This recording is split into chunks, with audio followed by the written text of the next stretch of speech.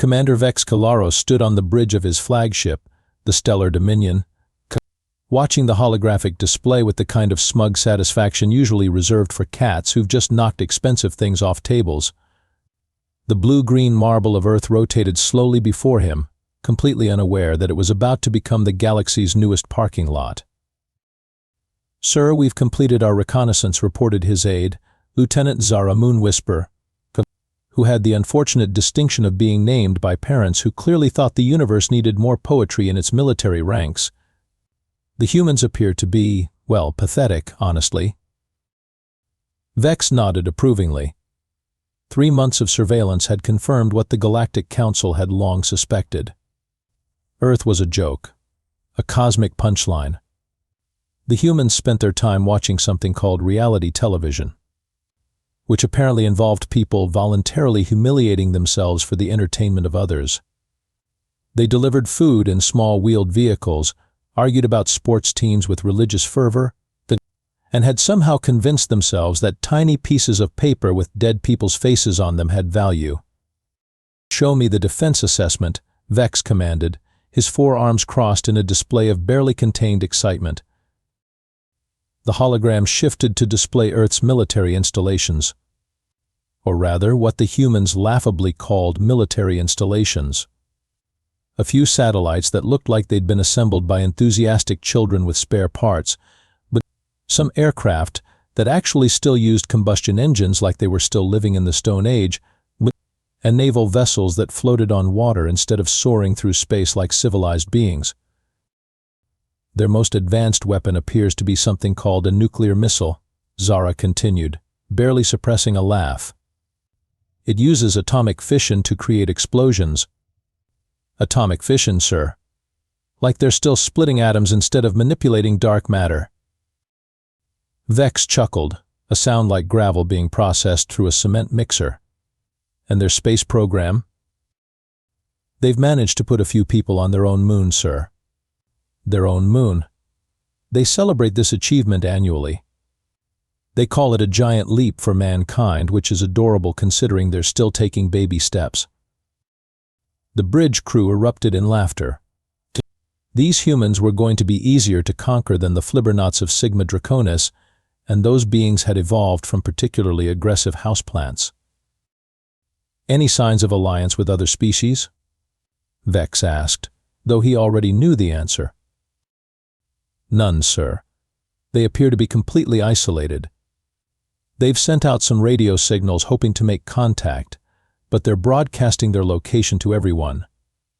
It's like leaving your front door open with a sign that says free stuff inside." Perfect. Absolutely perfect. The Galactic Council had been right to assign this conquest to the Zephyrian Armada. This wasn't going to be a military campaign, it was going to be a field trip. A pleasant afternoon of subjugating a primitive species before returning home for dinner. "Prepare the fleet," Vex ordered, his confidence swelling like a balloon at a particularly enthusiastic birthday party. "We move on the humans in 6 hours. This will be the shortest conquest in galactic history." The human defense coordinator looked exactly like Central Casting had ordered up generic Earth military guy, extra confused. Captain Jake Murphy stood in what the humans optimistically called their strategic defense center, which appeared to be a room full of blinking lights and coffee-stained keyboards. His uniform was slightly wrinkled, his hair looked like he'd been running his hands through it for the past hour, and he had the general demeanor of someone who'd just realized he'd forgotten to study for the most important test of his life. "Hello there," Jake said into the communication array as Vex's fleet materialized in Earth's orbit like the galaxy's worst surprise party. "This is Captain Jake Murphy of Earth Defense. We're getting some really weird readings up here. You folks wouldn't happen to be, invading us, would you?" Vex stared at the transmission screen in disbelief. This was Earth's military leadership. This nervous, coffee-addicted human who apparently ran their entire defense system from what looked like a particularly well-lit basement.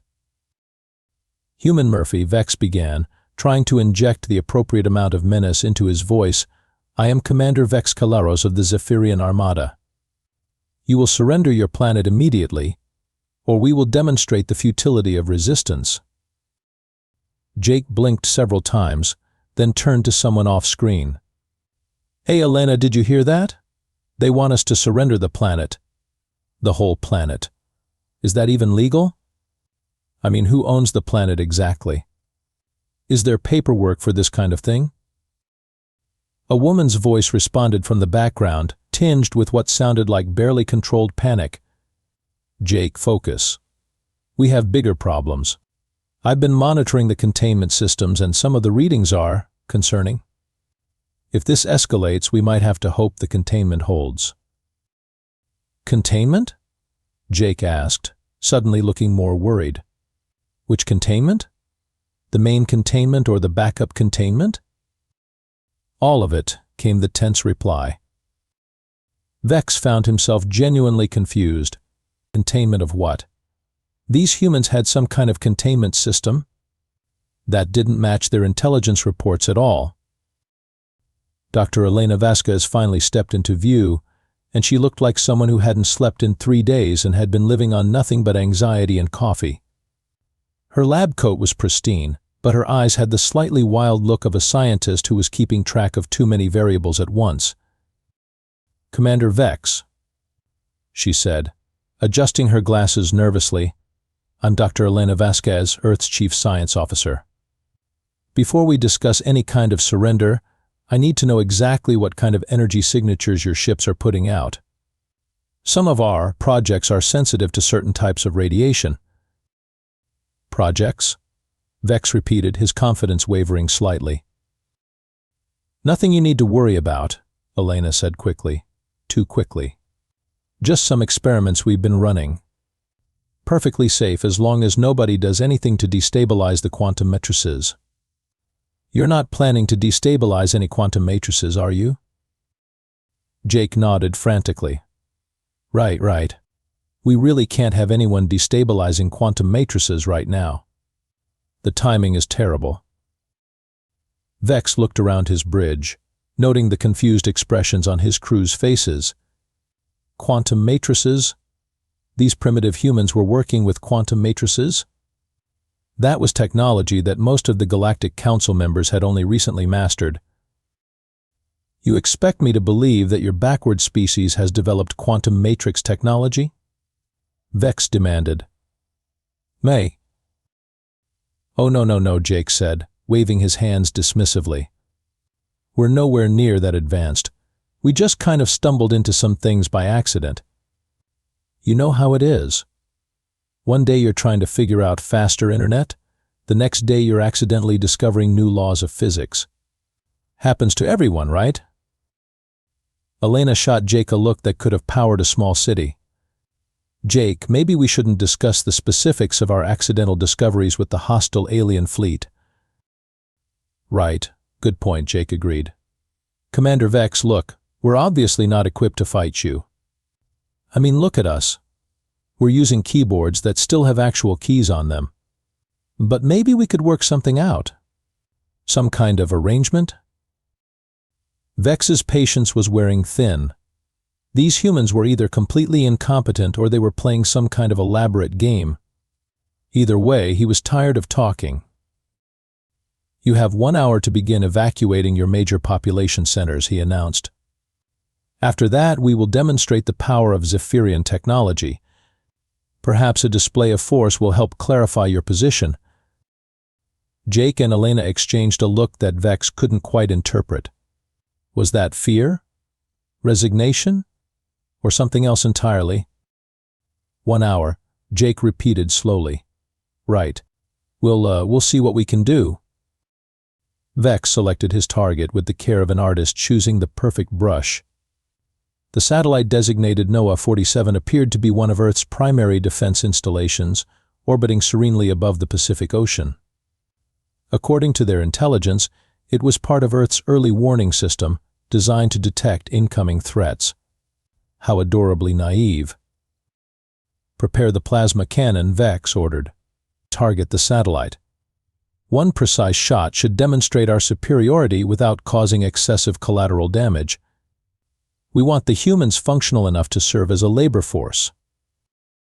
Lieutenant Moonwhisper nodded efficiently. Plasma cannon charged and ready, sir. Should we broadcast the demonstration? Of course. Let them watch their pathetic defenses crumble. The Stellar Dominion's main weapon charged with a sound like the universe clearing its throat. A brilliant beam of concentrated energy lanced out across the void, striking the satellite with mathematical precision. The human device exploded in a satisfying bloom of light and debris. On the communication screen, Jake Murphy watched the destruction with what appeared to be growing panic. Oh no, oh no, no, no. Elena, they just destroyed Noah 47. I saw it, Elena replied, her voice tight with what sounded like barely controlled fear. Jake, we need to make some calls. Right now. Calls? Jake asked, already reaching for what looked like an old-fashioned telephone. You mean the calls? All of them, Elena confirmed grimly. Vex watched with growing satisfaction as Jake began frantically dialing numbers. The human's panic was delicious. Finally, these primitives were beginning to understand their situation. Hello, Bob? It's Jake. Yeah, I know what time it is. We have a situation. No, bigger than the situation last month. Much bigger. You need to get down here now. Bring everyone. Jake paused, listening to the response. Yes, everyone, even the retired ones. Especially the retired ones. Elena was making her own calls, speaking in rapid, technical language. The containment is holding for now, but if they keep firing those plasma cannons, we're going to have resonance issues. No, I don't think we have time for the standard protocols. We might need to go to direct implementation. A new voice joined the conversation as someone entered the defense center. The man who walked into view was built like a refrigerator that had decided to take up bodybuilding. His uniform identified him as General Bob Morrison, though the name tag also included the nickname Tank, which seemed entirely appropriate. Well, Tank said, his voice carrying the kind of calm authority that suggested he'd seen everything the universe had to offer and wasn't particularly impressed by any of it. Looks like we've got ourselves some uninvited guests. Tank studied the tactical display showing Vex's fleet with the expression of a man examining a particularly interesting chess problem. Jake, Elena, you two did good work keeping them talking. How long do we have? They're demanding surrender, Jake replied, sounding slightly more confident now that Tank had arrived. But I think we bought ourselves some time by acting confused. Acting confused, Tank repeated with a slight smile. Sure, Jake. Acting. He turned to address Vex directly through the communication link. Commander Vex, is it? I'm General Morrison. I understand you folks want to take over our planet. Your planet has been claimed by the Zephyrian armada, Vex declared. Surrender now, and your species will be granted the privilege of serving as a labor force. Resist, and you will be eliminated. Tank nodded thoughtfully. That's a generous offer, Commander. Really, but here's the thing. We humans have this peculiar habit of being unreasonable when people threaten us. It's kind of our thing. You witnessed the destruction of your satellite, Vex pointed out. Your primitive technology is no match for Zephyrian firepower. Oh, that old weather station? Tank asked, his tone casual. Yeah, we've been meaning to decommission that thing for years. Honestly, you saved us the paperwork. Vex felt a slight chill. Weather station? Their intelligence had identified it as a critical defense installation.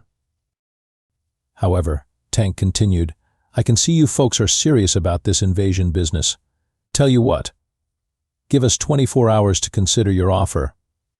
Let us evacuate our civilians, make peace with our gods, that sort of thing. It's traditional.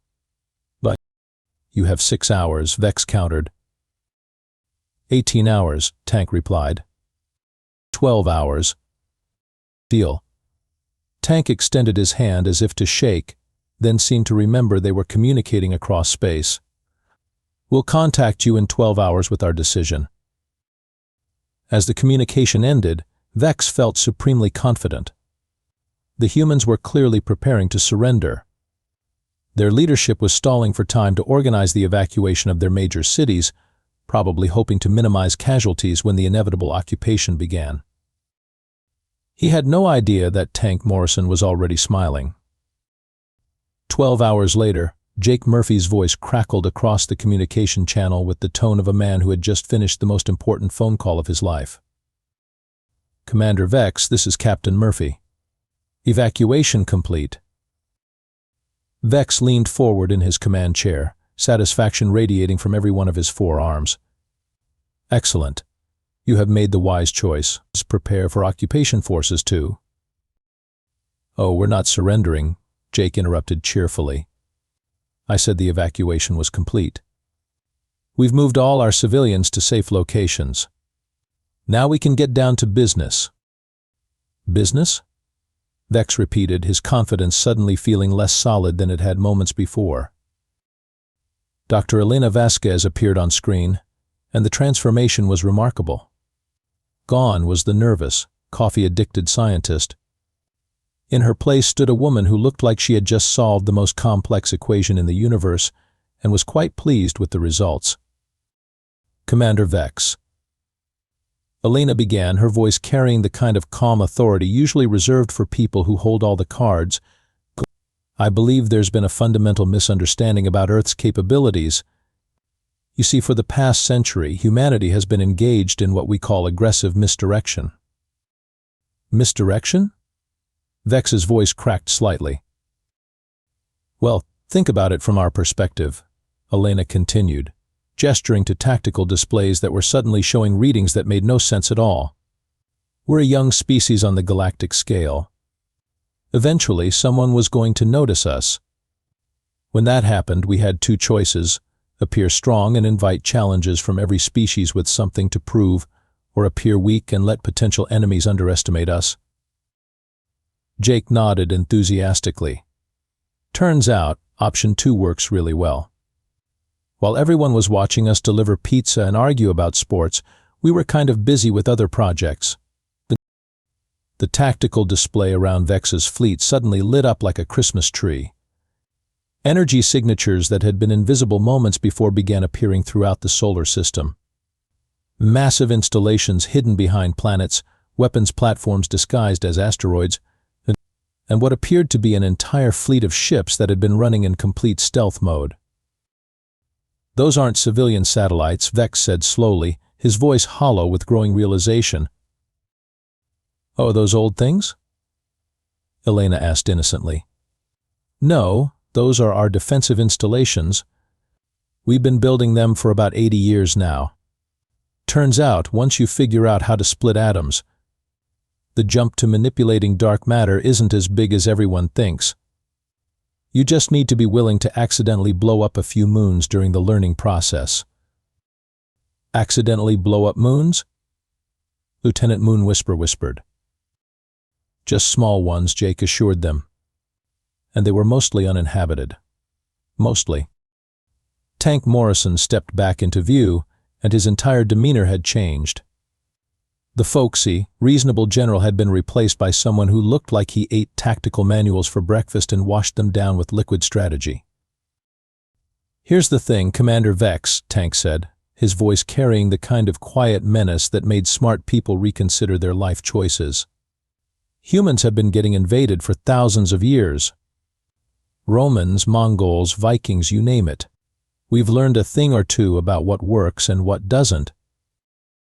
Rule number 1, Elena added, pulling up holographic displays of Vex's fleet with detailed technical specifications that definitely shouldn't have been available to primitive humans. Know your enemy better than they know themselves. Rule number 2, Jake continued, let them think they're winning right up until the moment they realize they've already lost. And rule number 3, Tank finished, always have a bigger stick hidden behind your back. As if on cue, the space around Vex's fleet began to shimmer as dozens of previously invisible human vessels decloaked. Each one was bristling with weapons that looked suspiciously advanced for a species that supposedly still used combustion engines. Impossible, Vex breathed. Our intelligence reports. We're exactly what we wanted you to see, Elena said with a smile.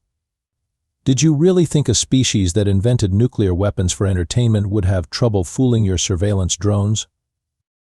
Entertainment? Vex repeated faintly. Oh yeah, Jake said casually. We turned our early nuclear tests into tourist attractions, charged admission and everything. Humans will literally pay money to watch things explode. It's one of our more endearing qualities. Tank stepped forward, his expression deadly serious. Commander Vex, you have 30 seconds to begin withdrawing your forces from this system. After that, we're going to demonstrate why primitive humans have been the dominant species on their planet for the past 10,000 years. And trust me, Elena added, our demonstrations are much more impressive than yours. Tank Morrison stood in the center of what had previously looked like a basement full of blinking lights, but now revealed itself to be one of the most sophisticated command centers in the galaxy. Holographic displays showed the positions of every ship in the solar system, while tactical overlays provided real-time analysis of Zephyrian fleet movements and what appeared to be individual crew psychological profiles. Vex, buddy, Tank said conversationally, you've got about 15 seconds to start moving those ships in the direction of anywhere but here. After that, things are going to get educational. Commander Vex's response was exactly what Tank had expected from someone whose worldview had just been shattered with a tactical sledgehammer. You're bluffing. No primitive species could have developed this level of technology without the Galactic Council's knowledge. Jake, show him the Jupiter installation, Tank ordered. On the main display, the planet Jupiter suddenly became significantly more interesting. What had appeared to be a standard gas giant was revealed to be hosting a weapons platform the size of Earth's moon, complete with enough firepower to sterilize several solar systems. We call her Big Bertha, Jake said proudly. She's been sitting there for 30 years, disguised as a weather monitoring station. Amazing what you can hide in a gas giant's atmosphere when you put your mind to it. Elena pulled up additional tactical displays. We've also got the asteroid belt installations, the Mars Industrial Complex, and of course the Lunar Defense Network. Oh, and the Deep Space Early Warning System that's been tracking your fleet since you left Zephyrian space 6 months ago. 6 months? Vex's voice climbed several octaves. Did you think we wouldn't notice 100-ship armada heading our way? Tank asked, genuinely curious. Vex, we've been preparing for your arrival longer than you've been planning this invasion. We know the specifications of every ship in your fleet, the personal files of your senior officers, and frankly, we're a little disappointed in your tactical approach. I mean, coming straight at us in a standard battle formation? That's first-year military academy stuff. Lieutenant Moonwhisper's voice crackled over the communication channel. Sir, our sensors are detecting massive energy buildups throughout the system. I count over 200 human vessels, and they're all targeting US simultaneously. 200? Vex repeated weakly. Oh, that's just the obvious ones, Elena said cheerfully. Jake, show him the fun surprise. The tactical display expanded to include the entire solar system, revealing a network of hidden installations, disguised weapon platforms, and converted civilian infrastructure that formed the most comprehensive defensive network anyone had ever seen. Every asteroid, every abandoned satellite, every seemingly innocent space probe was revealed to be part of an integrated defense system that had been decades in the making. You see, Vex. Tank explained, settling into his command chair like a man who was about to enjoy the most satisfying day of his career. Humans have this thing called paranoia. We've been expecting this conversation for the better part of a century. The only question was whether you folks would be smart enough to negotiate or dumb enough to fight. This is impossible, Vex declared, though his voice lacked the conviction it had carried earlier. Your species barely has interplanetary travel. Barely? Jake laughed. Vex, we've had colonies on 12 planets in 3 systems for the past 20 years. We just kept them off the books. Amazing how much you can accomplish when you're not filing paperwork with the Galactic Council every 5 minutes. Elena nodded agreement. Plus, we've been running extensive military exercises with the Andromedans for the past decade. Lovely people, the Andromedans. Very helpful when you're learning how to fight space wars. The Andromedans? Vex's voice was barely a whisper now. But they're a myth. A ghost story to frighten young officers. Nope, they're real, Tank confirmed. And they've been teaching us all sorts of interesting tricks. For instance, did you know that Zephyrian shield generators have a harmonic frequency that makes them incredibly vulnerable to properly modulated quantum disruption beams? As if to demonstrate the point, one of Vex's escort destroyers suddenly found its shields flickering like a broken light bulb before failing completely. That was a warning shot, Tank announced. The next one won't be. All Zephyrian vessels, you have 60 seconds to begin withdrawal procedures. Any ship that hasn't started moving away from Earth by the time my countdown reaches 0 is going to become a very expensive piece of space debris. Sir, Lieutenant Moon Whisper's voice was tight with panic. The humans have target locks on every ship in the fleet. Our tactical computers are showing kill probabilities of over 90% for all vessels. How is that possible? Vex demanded. Elena smiled sweetly. We've been studying Zephyrian technology for months, Commander. Your ships are beautiful, but they have some very interesting design flaws. For instance, your main reactor shielding has a tendency to destabilize if you hit it with the right frequency of gravitational waves. 30 seconds, Vex, Tank announced. I'd hate to have to explain to the Galactic Council why their entire expeditionary force got turned into component atoms, but I will if you make me. The space around the Zephyrian fleet suddenly filled with the distinctive energy signatures of charging weapons. Hundreds of them. All pointed at ships that had suddenly realized they were fish in a very small, very well-armed barrel. Retreat, Vex shouted. All ships emergency withdrawal, set course for Zephyrian space, maximum speed. Wise choice, Tank said approvingly. Safe travels, Commander. And Vex. Next time you're thinking about invading someone, maybe do a little more research first. The aftermath of what historians would eventually call the 12-hour war found Commander Vex Kalaros sitting in what humans had politely termed protective custody, but it was obviously a very comfortable prison cell aboard the human vessel Diplomatic Immunity. The irony of the name was not lost on him. Jake Murphy sat across from Vex in what appeared to be a perfectly normal conference room, complete with coffee, donuts, and the kind of fluorescent lighting that made everyone look slightly deceased. The transformation in the human was remarkable. Gone was the nervous, bumbling defense coordinator. In his place sat someone who radiated competence and authority. So Vex, Jake began conversationally, stirring sugar into his coffee, I hope you're comfortable.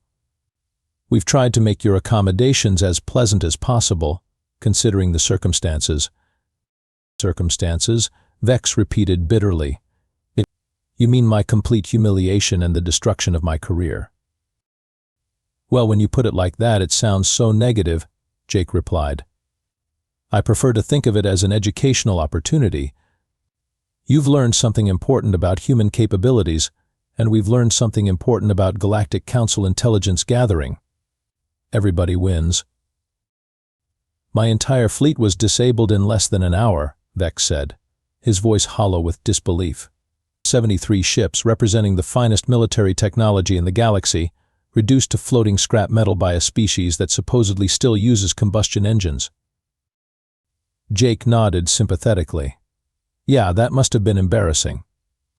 But look at it this way, you're the first alien commander to discover that humans are terrible at following stereotypes. That's got to count for something. How long have you been planning this deception? Vex asked. Oh, about 100 years, give or take, Jake replied casually. It started during World War II, actually. Some very smart people realized that if we were going to survive as a species, we needed to be prepared for threats we couldn't even imagine yet. So we started building defenses for a war we hoped would never happen. And the misdirection? Jake grinned. That was the fun part. See, humans are natural performers. We've been putting on shows for each other for thousands of years. So when we decided to hide our real capabilities, we just treated it like the biggest theatrical production in history. Everyone got to play a role. Tank Morrison entered the conference room carrying a tablet and wearing the expression of someone who had just received very interesting news. Jake, you're going to want to hear this. We just got word from the Galactic Council emergency session. Emergency session? Vex perked up slightly. The Council is responding to the attack? Oh, they're responding all right, Tank said with a grin. Apparently, news of our little demonstration has spread throughout the galaxy faster than gossip at a high school reunion. Turns out there are a lot of species out there who've been looking for someone capable of standing up to Zephyrian expansion. Jake raised an eyebrow. How many species are we talking about? 47 civilizations have formally requested defensive alliances with Earth in the past 6 hours, Tank reported, including the Andromedans, who are apparently very impressed with our tactical implementation of their training. 47? Vex stared at Tank in disbelief. But Earth isn't even a member of the Galactic Council. Yeah, about that, Jake said, pulling out an official-looking document. We just received our formal invitation to join the Council as a voting member. Apparently, our membership application was fast-tracked due to demonstrated military capabilities and strategic importance. Strategic importance, Vex repeated faintly. Elena Vasquez appeared on the conference room's communication screen, speaking from what was obviously a very busy command center. Jake, Tank, I hate to interrupt, but we're getting requests for defense contracts from species all over the galaxy. Apparently, everyone wants to hire the humans who made the Zephyrian armada look like amateurs. Defense contracts? Jake asked. Military consulting, weapons development, tactical training, strategic planning, Elena listed. Oh, and something called aggressive misdirection workshops, which I think means teaching other species how to hide their real capabilities while appearing harmless. Tank laughed. So let me get this straight. We spent a century preparing for one invasion, and we accidentally became the galaxy's premier military contractors. Looks that way, Elena confirmed. We've gone from harmless primitives to the species you call when you need someone defeated in less than 24 hours. Jake turned back to Vex with a sympathetic expression. You know, Vex, if it makes you feel any better, you weren't really defeated by primitive humans. You were defeated by a species that spent 100 years preparing for this exact scenario. That's got to take some of the sting out of it. Does it help that we're offering you a job? Tank added. Turns out we need someone with intimate knowledge of Zephyrian military doctrine, and you're recently unemployed. Vex stared at them both. You want to hire me? After I tried to conquer your planet? Hey, no hard feelings, Jake said cheerfully. Besides, you'd be working for the good guys now. We're thinking of calling ourselves Earth Defense Solutions. Has a nice ring to it, don't you think? And that, Vex realized with a mixture of horror and admiration, was how humans had managed to survive and thrive in a universe full of bigger, stronger, more advanced species. They didn't just win wars, they turned their enemies into employees and their victories into business opportunities. The galaxy would never be the same,